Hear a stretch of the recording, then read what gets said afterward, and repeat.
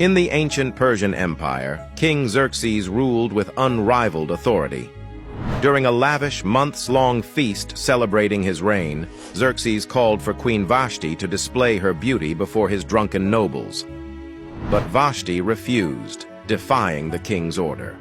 Her disobedience enraged Xerxes, and under counsel from his advisors, he deposed her, leaving the throne without a queen.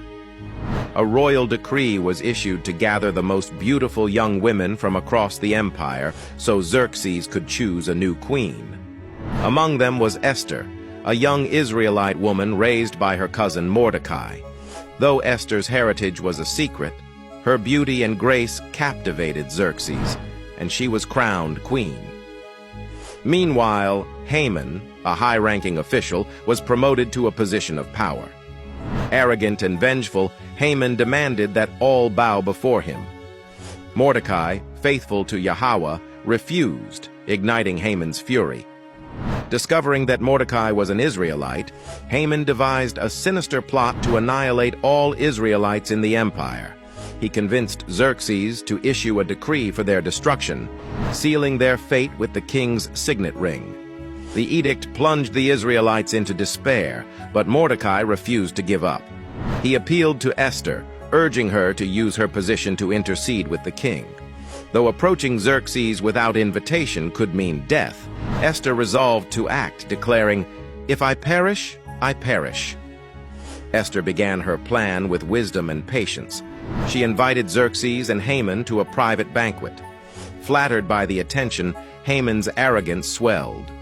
But that night, Yahweh's providence worked in mysterious ways. Sleepless, Xerxes ordered the royal chronicles to be read.